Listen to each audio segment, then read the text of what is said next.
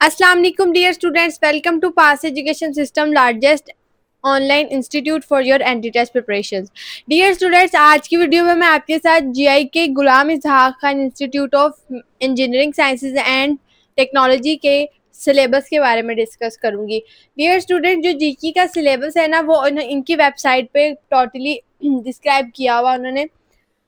जो जीके का सिलेबस है उसके अंदर आपके पास दो तरह की पहले तो कैटेगरीज आती हैं। पहली है कि आपके कंप्यूटिंग एंड इंजीनियरिंग फील्ड्स के लिए एक कैटेगरी है, दूसरी आपके मैनेजमेंट एंड साइंसेस के लिए। उन दोनों का सिलेबस थोड़ा सा डिफरेंस है, क्योंकि जो कंप्यूटर और इंजीनियरिंग प्रोग्राम्स के अंदर अप्लाई करने वाले स्टूडेंट्स होते हैं वो चूंकि प्री मेडिकल और प्री इंजीनियरिंग और आईसीएस बैकग्राउंड के होते हैं, तो उनके सब्जेक्ट्स डिफरेंट होते हैं, और जो बिजनेस और मैनेजमेंट साइंसेस वाले होते हैं उनके सब्जेक्ट्स थोड़े डिफरेंट होते हैं।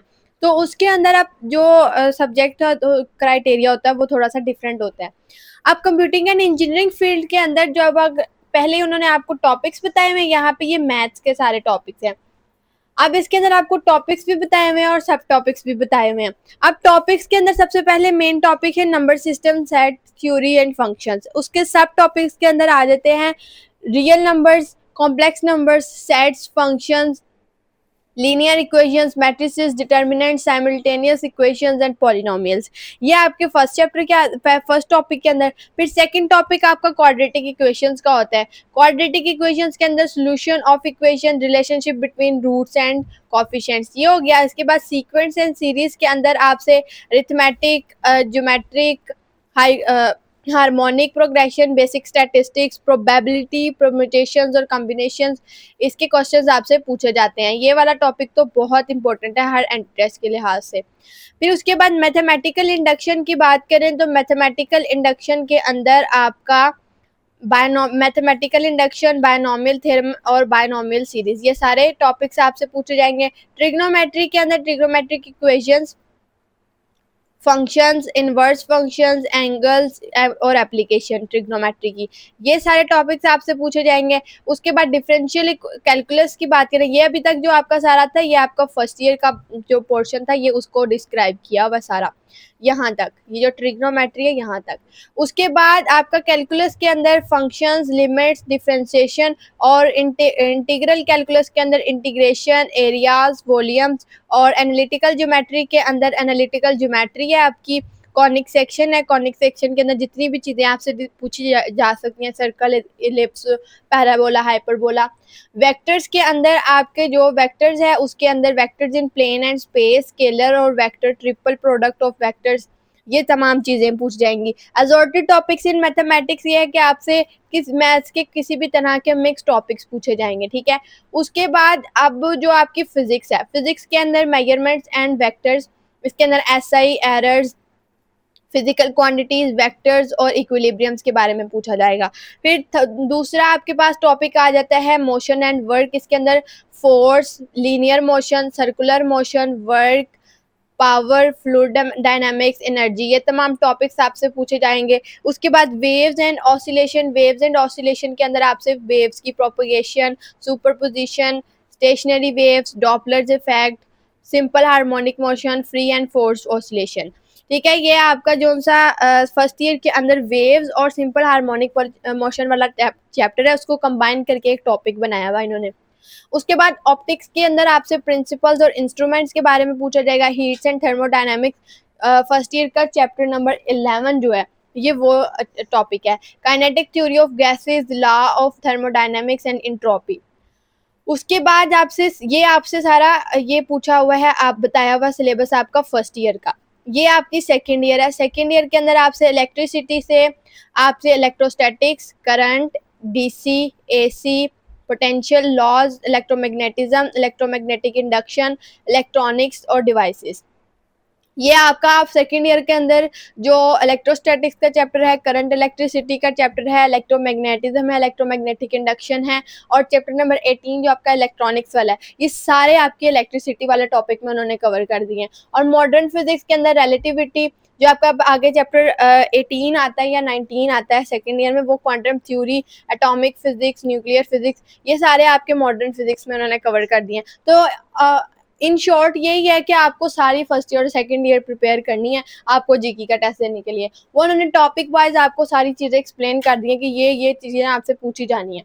वो एक तरह से आप लोग अगर इन सब चीज़ों को एग्जामिन करें तो आपकी फर्स्ट ईयर सेकंड ईयर का each and every topic included है इनके टेस्ट के अंदर। और उसके अलावा miscellaneous assorted topics in physics का मतलब है कि आपसे फिजिक्स के अंदर से कोई भी मिक्स क्वेश्चन पूछे जा सकते हैं, मिक्स टॉपिक्स पूछे जा सकते हैं। और इंग्लिश लैंग्वेज के अंदर आपसे रीडिंग कॉम्प्रिहेंशन के अंदर से कॉन्टेक्स्ट और कॉन्टेक्स्ट की अंडरस्टैंडिंग, इडियोमेटिक और colloquial use of language, inference and deductive reasoning जो होती हैं उनके बारे में, रीडिंग कॉम्प्रिहेंशन की ये सारी टर्म्स एंड कंडीशंस होती हैं।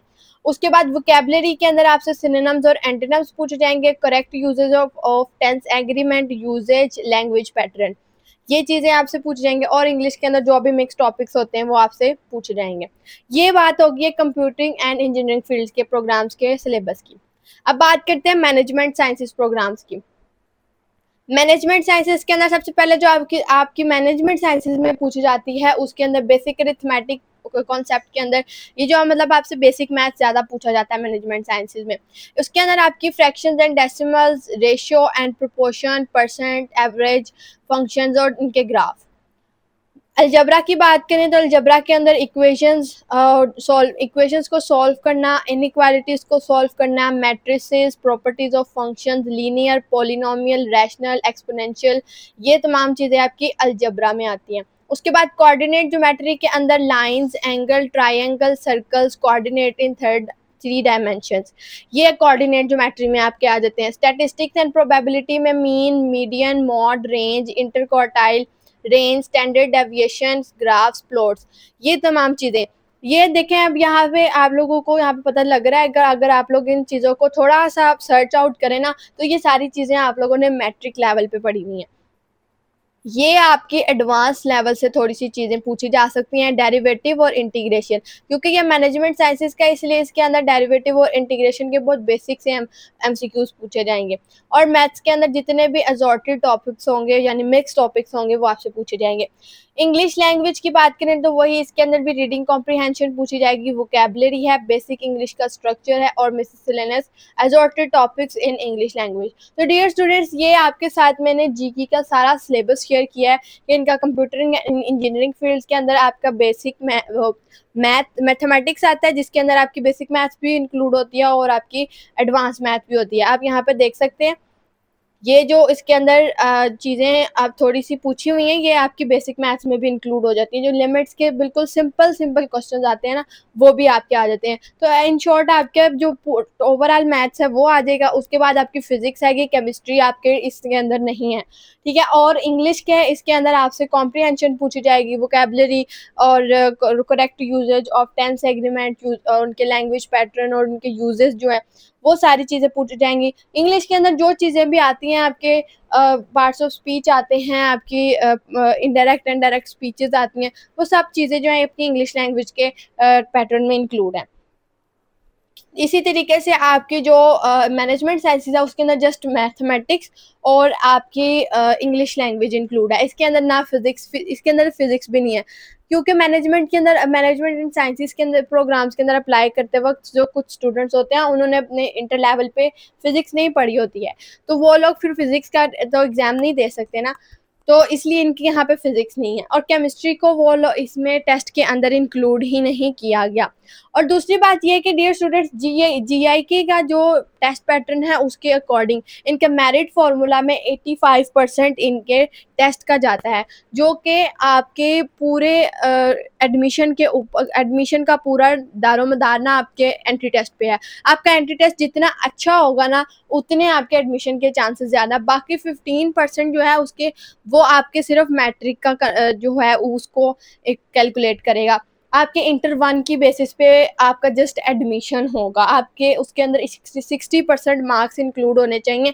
बाकी आपका उसके अंदर मेरिट के अंदर भी उसका कोई रोल नहीं है आपके इंटर के मार्क्स का। तो डियर स्टूडेंट्स, अगर आप लोग फाल टू एडमिशन 2026 के लिए फाल के एडमिशन्स के लिए अप्लाई करना चाहते हैं और टॉप रैंक यूनिवर्सिटीज़ में अपना एडमिशन सिक्योर करना चाहते हैं, जीआईके जैसी यूनिवर्सिटी के अंदर एडमिशन सिक्योर करना चाहते हैं, तो अगर आप लोगों ने इसकी एंट्री टेस्ट की प्रिपरेशंस करनी है तो आपके लिए हमारा बैच 1.0 हाईली रिकमेंडेड है। आपको हमारे बैच के अंदर तमाम एंट्री टेस्ट की प्रिपरेशंस करवा दी जाएंगी।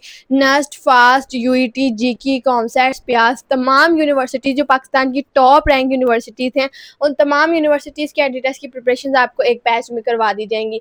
डियर स्टूडेंट्स, हमारा जो ये बैच स्टार्ट हो रहा है, ये फर्स्ट बैच हमारा 2026 के लिए स्टार्ट हो रहा है, जो कि 20 जुलाई जिसकी रजिस्ट्रेशन की डेडलाइन है। जुलाई के एंड से हमारा बैच स्टार्ट होगा। इसकी रजिस्ट्रेशन की डेडलाइन 20 जुलाई है, इसको नोट डाउन कर लें। हमारे पास बहुत लिमिटेड स्लॉट्स रह गई हैं।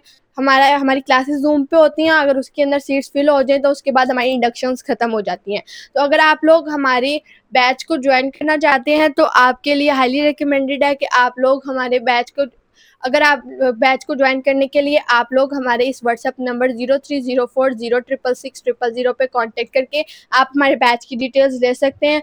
डियर स्टूडेंट्स, ये आपके पास बहुत ज़्यादा गोल्डन चांस है कि आप लोग अभी से अपने एंट्री टेस्ट की प्रिपरेशंस करें, ताकि आप लोग पहले से ही फ्री हो जाए। पहले आप लोगों को एंट्री टेस्ट की प्रिपरेशंस करने का क्या फ़ायदा होगा, बहुत ज़्यादा फ़ायदा होगा। आप लोग बाद में बहुत ज़्यादा चीज़ों से सफ़र करने से बच जाएंगे। डियर स्टूडेंट्स, जब आप लोगों के एंट्री टेस्ट अनाउंस होते हैं, दिसंबर के अंदर आपका NET 1 स्टार्ट हो जाता है, ठीक है। उसके बाद यूईटी का ECAT जो है वो फेब में अनाउंस होता है, मार्च में उसका पेपर होता है, टेस्ट होता है। मार्च के बाद 1 महीने का आपके पास टाइम होता है, और अप्रैल के लास्ट में या मई के स्टार्ट में आपके सेकेंड ईयर के बोर्ड के एग्जाम्स होने वाले होते हैं। तो डियर स्टूडेंट्स, आप लोगों के पास बेस्ट चांस है कि आप लोग अभी से प्रिपरेशन स्टार्ट कर दें।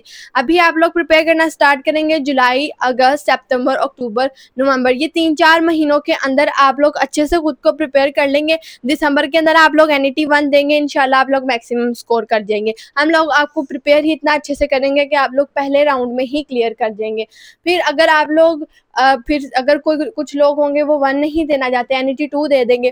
तो आप लोगों के NET 1 या 2 तक अगर आप लोग 150 प्लस स्कोर कर जाते हैं तो आप लोग पहले ही सिक्योर हो जाएंगे। फिर आप लोग आराम से बोर्ड के ऊपर अपने फोकस कर सकेंगे। फिर आपके बोर्ड के अंदर भी अच्छे मार्क्स आ जाएंगे, आप लोगों के NET में भी अच्छे मार्क्स आ जाएंगे। इसी तरीके से अब अगर आप लोगों ने NET जैसा टेस्ट अगर आप लोगों ने क्लियर कर लिया है तो फिर आप लोगों के लिए यूईटी का भी थोड़ा सा आसान हो जाएगा। फिर आप लोग यूईटी के पैटर्न के ऊपर थोड़ा सा फोकस करेंगे तो आप लोगों का यूईटी का भी क्लियर हो जाएगा। डियर स्टूडेंट्स, अगर आप लोग NET 1 और 2 की तो मैं आपको बात नहीं बता सकती कि इसका ईजी होता है या मुश्किल होता है। ये हर साल डिफरेंट होता है। कोई भी ये जो है इसको बता नहीं सकता, पहले से इसको प्रेडिक्ट नहीं कर सकता कि NET 1 फलां फेज़ में फलां सीरीज़ में आसान था और फलां सीरीज़ में मुश्किल आया था। ऐसा कोई भी प्रेडिक्ट नहीं कर सकता। लेकिन यूईटी के ये मैं बता सकती हूँ कि पहला टेस्ट आसान होता है, उसमें बहुत अच्छे मार्क्स आ जाते हैं।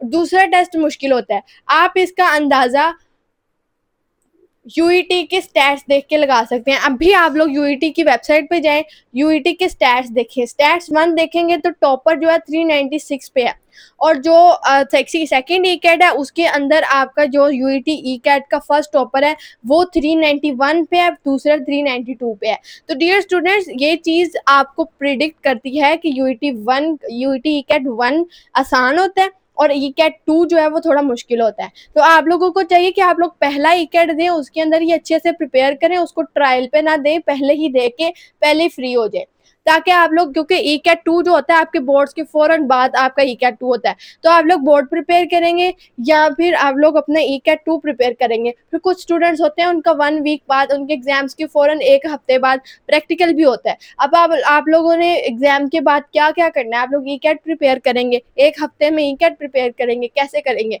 तो डियर स्टूडेंट्स, ये आपके लिए बेस्ट चांस है। आप लोग अभी से प्रिपरेशन स्टार्ट करें, आप लोग इतना अच्छे से प्रिपेयर हो जाएंगे अपने एंट्री टेस्ट के लिए कि आप हर एंट्री टेस्ट को अच्छे से क्लियर कर सकेंगे। बाद में बोर्ड एग्जाम्स के रश की वजह से जो मैक्सिमम स्टूडेंट्स गैप ईयर की तरफ जाते हैं या अपनी डिज़ायर्ड यूनिवर्सिटी के अंदर नहीं जा पाते या डिज़ायर्ड फील्ड में नहीं जा पाते हैं, या जो एफिलिएटेड कॉलेजेस के अंदर एडमिशन लेते हैं, ये वही स्टूडेंट्स होते हैं जिन्होंने टाइम पे प्रिपरेशन स्टार्ट नहीं की होती।